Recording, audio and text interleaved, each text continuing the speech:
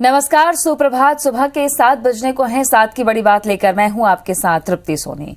प्रधानमंत्री नरेंद्र मोदी कोरोना को लेकर संवाद लगातार कर रहे हैं और आज कोरोना वॉरियर से बातचीत करने वाले हैं पीएम मोदी। वाराणसी के डॉक्टर से बातचीत होगी, कोरोना की रोकथाम और बचाव पर चर्चा होगी। अपने संसदीय क्षेत्र के डॉक्टर से बातचीत करने वाले हैं प्रधानमंत्री नरेंद्र मोदी। लगातार राज्य के राज्यपालों से, मुख्यमंत्रियों से, जिलाधीशों से बातचीत के बाद अब कोरोना वॉरियर से, डॉक्टर से बातचीत कर रहे हैं प्रधानमंत्री नरेंद्र मोदी। आने वाले दिनों में कोरोना की लहर किस तरीके से काबू में की जा सकती है, इसको लेकर सुझाव हर जगह से लेकर सरकार रणनीति तैयार कर रही है।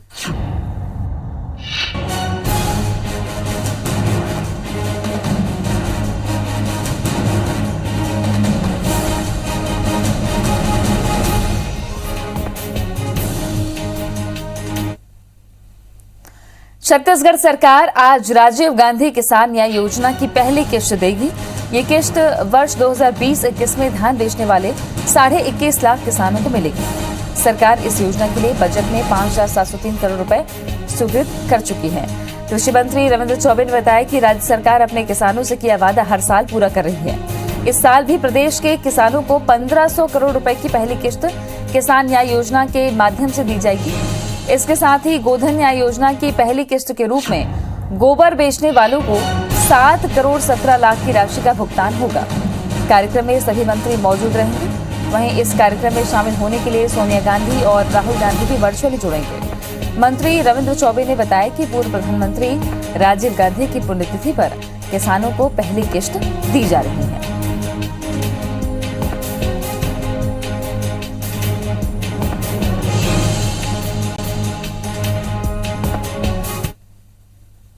किसान न्याय योजना पिछले वर्ष से संचालित की जा रही है और इस साल भी पहला किस्त राजीव जी के शहादत दिवस के अवसर पे कल किसानों के खातों में हस्तांतरित किया जाएगा। 21.5 लाख से अधिक किसानों के खातों में लगभग 1,500 करोड़ रुपया के आसपास की राशि हस्तांतरित किया जाएगा। कृषि मंत्री रविंद्र चौबे ने कल ये जानकारी दी है कि आज राजीव गांधी किसान न्याय योजना के तहत किसानों के खाते में पैसे जाएंगे और ये लगातार दूसरा साल है जब किसानों को न्याय योजना के तहत राशि मिल रही है।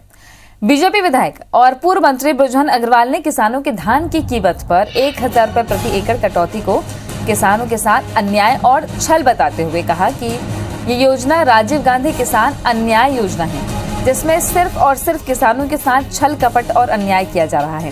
2,500 रुपए में एक दाना धान खरीदने की बात करने वाली सरकार पहले एक दाना धान खरीदने के वादे से मुकरी, अब 2,500 रुपए क्विंटल की दर से धान का दाम देने से मुकर रही है। अग्रवाल ने कहा कि कांग्रेस ने किसानों को 2,500 रुपया प्रति क्विंटल धान खरीदने का सब्जबाग दिखाकर वोट लिया था, पर चुनाव जीतते ही दाना दाना धान खरीदने के वादे को 15 क्विंटल प्रति एकड़ कर दिया। बृजमोहन अग्रवाल ने कहा कि सरकार की मंशा अब धान खरीदी की नहीं रही है। धान खरीदने से सरकार भाग रही है, इसलिए सरकार धान को छोड़कर अन्य फसल कोदो, कुटकी, मक्का, गन्ना, सोयाबीन, अरहर लगाने पर प्रति एकड़ 10,000 रुपए देने का झांसा फिर किसानों को दे दी।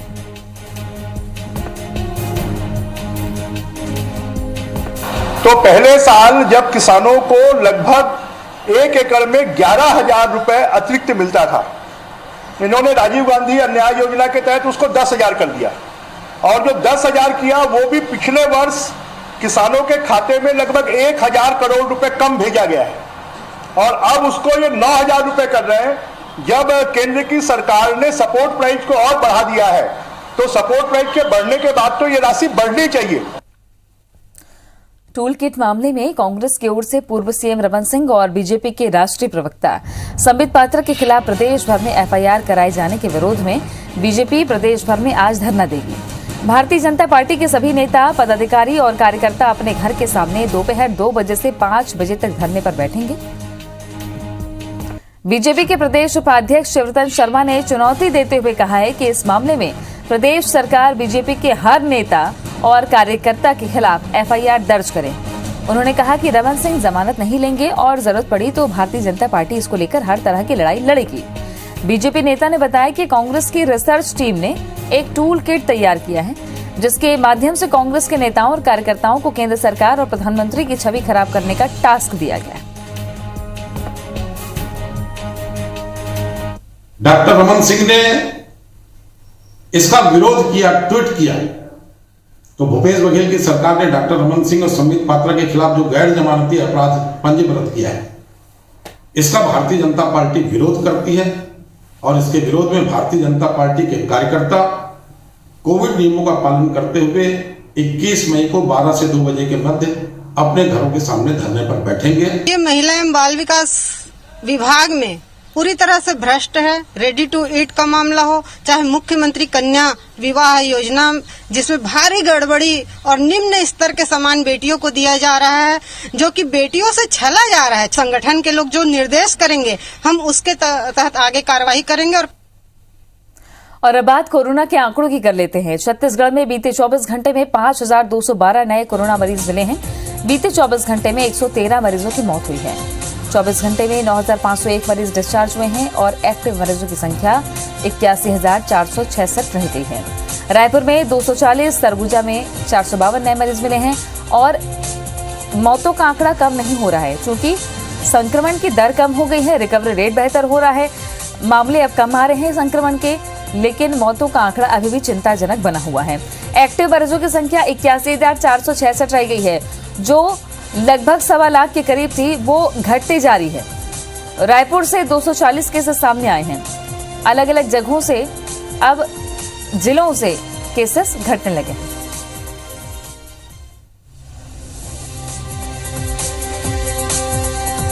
कोरोना की रफ्तार धीमी पड़ रही है। एक दिन में 5,212 केस सामने आ रहे हैं।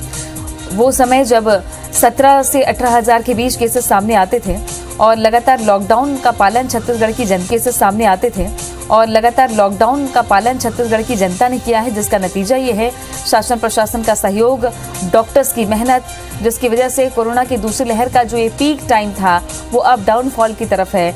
लोगों से यही अपील है कि जितना संयम हमने बरता है उतना संयम आगे भी बरतना है, जब तक हम इस कोरोना महामारी से छुटकारा ना पा लें। इसलिए गाइडलाइन का पालन करिए, हाथ लगातार धोते रहिए, सैनिटाइज करिए, मास्क लगाकर ही रखें। डबल मास्किंग इस वक्त की जरूरत है, तो आप मास्क लगाकर ही रखें। सर्जिकल मास्क, उसके ऊपर आप कपड़े वाला मास्क लगा सकते हैं। आपको इससे वायरस के संक्रमण से बचने की 80% से ज्यादा की सुरक्षा मिलती है। भीड़ भाड़ वाली जगहों पर ना जाएं। कई जगहों पर अब लॉकडाउन खुल चुका है, लगभग आंशिक लॉकडाउन ही है कई जिलों में छत्तीसगढ़ में। ऐसे में बहुत जरूरी है, शासन प्रशासन के लिए भी एक बड़ी चुनौती है और लोगों को जागरूक होना बहुत जरूरी है कि वे भीड़ भाड़ ना लगाएं, बाजारों में भीड़ ना दिखें, मास्क वो प्रॉपर लगा कर रखें, सोशल डिस्टेंसिंग का पालन करें, ताकि हमने जो भयावह स्थिति देखी है, मौतों का आंकड़ा अब भी नहीं थम रहा है।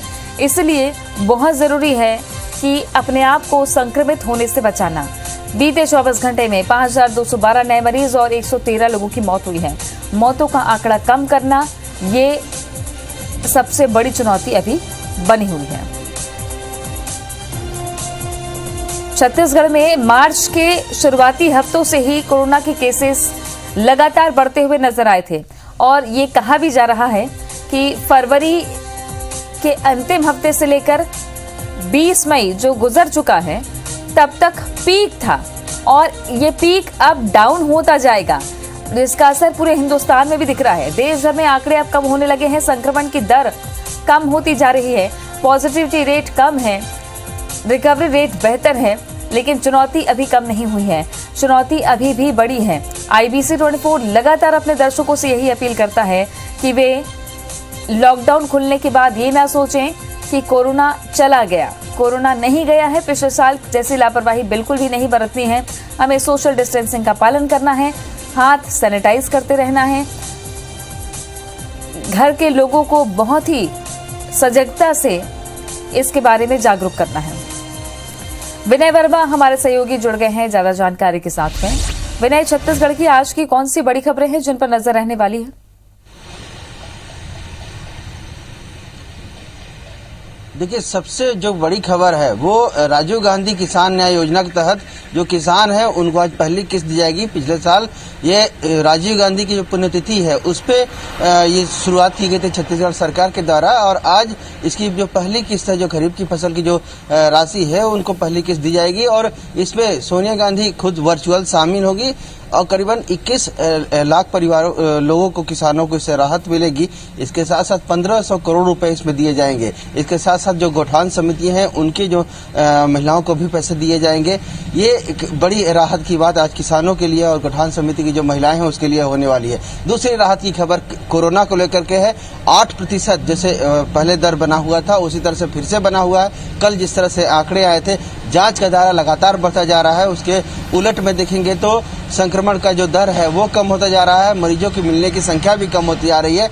एक और इसमें खुशी की बात है कि कल जो मौत का आंकड़ा जो परसों ज्यादा था, काफी 193 था, वो कल कम होकर के वो भी 100 के पास में आ गया है। तो ये एक और राहत भरी खबर है। लगातार इस तरह से प्रयास करते रहेंगे तो छत्तीसगढ़ में जल्द ही जो आंकड़े हैं बिल्कुल न्यूनतम दर पे आ जाएंगे। हालांकि एक बात इसमें है कि जो संक्रमण का जो खतरनाक स्तर है 5%, उससे अभी 3% हम ज्यादा हैं। तो लगातार जो सावधानियां हैं वो बरती रहनी चाहिए। इसके अलावा जो महत्वपूर्ण खबर एक और है कि जिसमें जो प्रदेश के टूल किट मामले में प्रदेश की जो भाजपा के कार्यकर्ता है, पदाधिकारी है, वो आज अपने घरों पर धरना देंगे और सरकार के खिलाफ हल्ला बोलेंगे। उनकी यही मांग है कि लगातार जो उनके शीर्ष नेताओं के ऊपर में जिस तरह से FIR दर्ज की जा रही है वो सरकार वापस ले और जो व्यवस्था है वो बनाए। तो ये तमाम जो खबरें हैं जो आज छत्तीसगढ़ में रहने वाली हैं, जिससे राजनीतिक जो हलचल रहेगी। शुक्रिया आपका विनय जानकारी के लिए। तो छत्तीसगढ़ की तमाम खबरें जिन पर अपडेट लगातार आपको देंगे। और अब बात कर लेते हैं मध्य प्रदेश की। बीते 24 घंटे में 4,952 नए कोरोना मरीज मिले हैं। MP में 24 घंटे में 88 मरीजों की मौत हुई है। मध्य प्रदेश में 9,746 मरीज कल एक ही दिन में स्वस्थ होकर डिस्चार्ज हुए हैं। एक्टिव मरीजों की संख्या 72,725 रह गई है और अब तक 7,52,735 संक्रमण के मामले सामने आए हैं। प्रदेश में अब तक 6,72,695 मरीज स्वस्थ होकर डिस्चार्ज हुए हैं।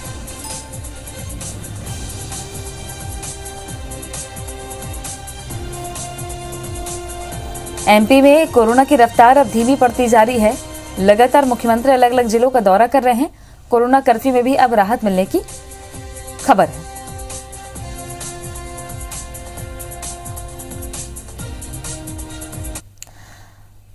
मध्य प्रदेश सरकार ने बड़ा फैसला किया है। प्रदेश में कोरोना से मरने वालों के परिवार को सरकार की ओर से 1 लाख रुपए अनुग्रह राशि दी जाएगी।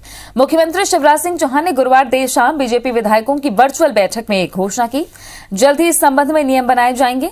2 दिन पहले ही सरकार ने कोरोना से मरने वाले सरकारी कर्मचारियों के परिजनों को 5 लाख रुपए की आर्थिक सहायता देने का निर्णय लिया था। तो शिवराज सरकार का ये बड़ा फैसला, राशि वितरण के लिए जल्द ही नियम बनाए जाएंगे। कोरोना पीड़ित परिवारों के लिए सरकार का ये बड़ा फैसला है। अनुग्रह राशि 1 लाख रुपए की दी जाएगी।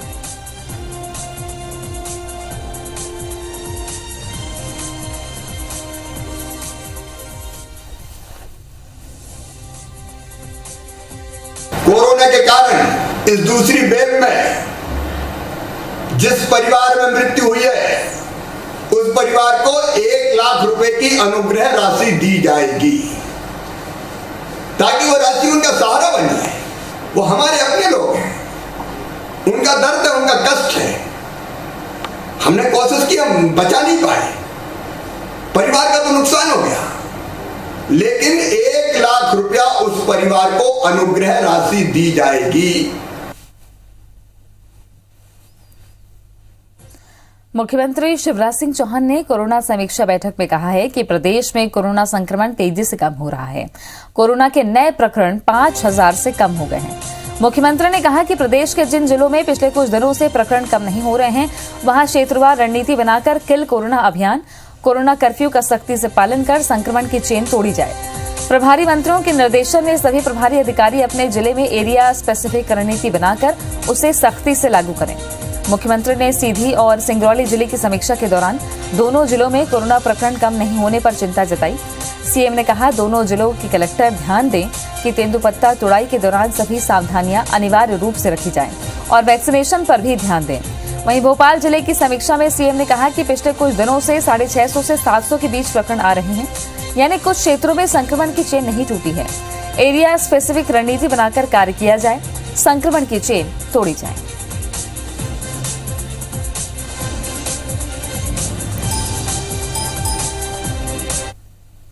गुजरात से नमक और ग्लूकोज मिलाकर नकली रिसीवर इंजेक्शन रेमडेसिविर इंजेक्शन बनाकर मध्य प्रदेश से पूरे भारत में खपाने वाले 4 मुख्य आरोपी 26 मई तक इंदौर पुलिस की ट्रांजिट रिमांड पर हैं। आरोपियों ने पूछताछ में बताया कि नकली इंजेक्शन बनाने के लिए सबसे पहले उन्हें ओरिजिनल इंजेक्शन की आवश्यकता थी और इसके लिए उन्होंने एक फेक कोरोना रिपोर्ट तैयार की और मुंबई से एक कंपनी से 5000 हूबहू दिखने वाली शीशी और स्टिकर तैयार करवाए और फिर इस नेक्सस ने आपदा में अवसर न केवल तलाशा बल्कि सैकड़ों जिंदगियों को दांव पर लगा दिया। इनसे इंदौर के लोकल नेटवर्क की भी पूछताछ, जिसके माध्यम से पुलिस ने 6 लोगों को गिरफ्तार किया है और उनसे भी पूछताछ की जा रही।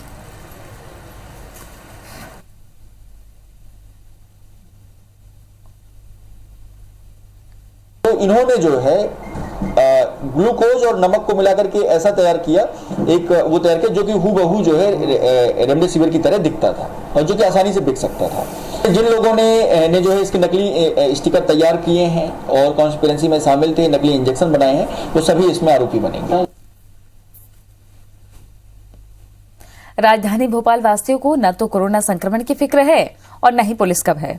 एक ऐसी ही बानगी राजधानी भोपाल के कोहिफेजा थाना क्षेत्र में देखने को मिली।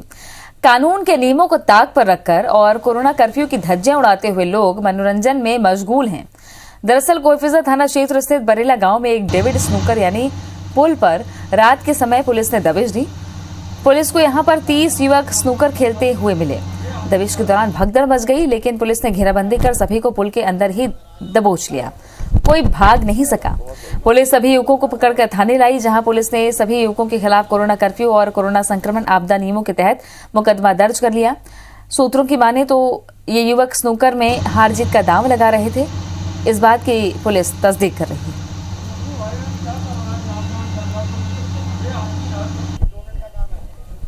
आदेश का उल्लंघन करते हुए वहाँ पे 30 नवयुवक पूल गेम खेलते हुए पकड़े गए हैं। उनके विरुद्ध कानूनी कार्रवाई विधि अनुसार की गई है और इनके विरुद्ध अभियोग पत्र न्यायालय में पेश किया जाएगा और पूल संचालक के विरुद्ध पृथक से कठोर कार्रवाई की जा रही है।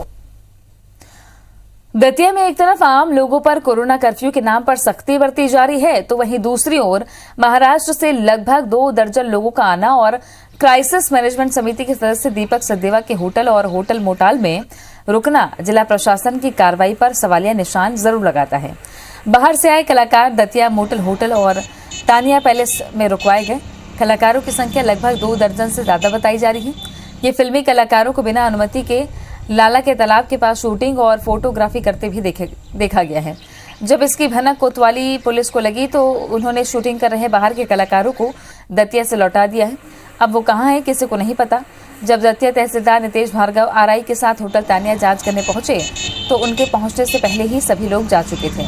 आपको ये भी बता दें कि होटल मोटल और तानिया होटल के संचालक दीपक सचदेवा कोरोना की क्राइसिस मैनेजमेंट कमेटी के सदस्य हैं और वो हर बार दतिया में कोरोना कैसे काबू हो कलेक्टर की समीक्षा बैठक में शामिल होते हैं, सुझाव भी देते हैं।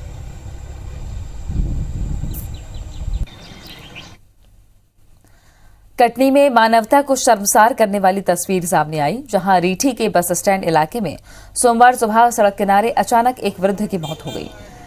मौत हो जाने की सूचना देने के बाद एक तो पुलिस मौके पर देर से पहुंची, यही नहीं सड़क पर पड़े वृद्ध के शव की जानकारी होने के बावजूद पुलिस रोको टोको अभियान चलाकर जुर्माना वसूलने में लगी रही। काफी देर तक वृद्ध का शव सड़क किनारे पड़ा रहा, जहां कुछ लोगों ने इसका वीडियो बनाकर सोशल मीडिया पर वायरल कर दिया।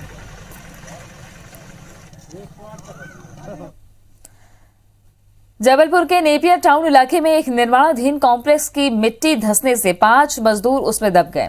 हादसे के बाद बड़ी संख्या में लोग जमा हो गए और मजदूरों को कड़ी मशक्कत के बाद बाहर निकाला। सभी घायलों को शहर के निजी अस्पताल में इलाज के लिए भर्ती कराया गया है, जिनमें 2 मजदूरों की हालत नाजुक बताई जा रही है। दरअसल जसूजा बिल्डर नेपियर टाउन इलाके में आवासीय कॉम्प्लेक्स का निर्माण करा रहा है, जिसके निर्माण में लगे मजदूर दिन रात काम कर रहे हैं। इसी दौरान ये हादसा हो गया। मट्टी भसक जाने के कारण वहाँ पर 4-5 मजदूर बल्कि 6-7 मजदूर दब गए थे। उसमें से जो 4 मजदूर हैं उनको तुरंत वहाँ पे जबलपुर पास में जबलपुर मेडिकल कॉलेज में ले जाया गया और उसमें से 2 जनों की हालत थोड़ी सी गंभीर है।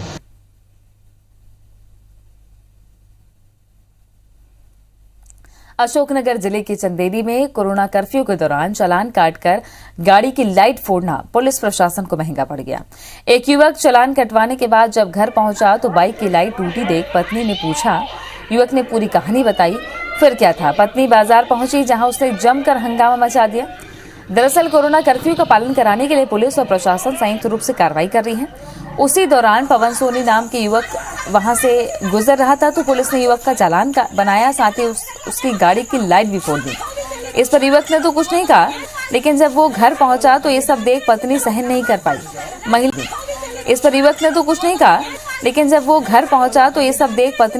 कर पाई। महिला चप्पल लेकर एसडीएम के पीछे पड़ गई। बड़ी मुश्किल से पुलिस ने बचाया। एसडीएम साहब को खुद बचाने के लिए भी वहां से भागना पड़ा। स्थानीय लोगों के समझाने के बाद मामला शांत हुआ। इस पूरी घटना का वीडियो सोशल मीडिया पर खूब वायरल हो रहा है। हालांकि बाद में पुलिस ने उस युवक और महिला के खिलाफ मामला दर्ज कर गिरफ्तार कर लिया।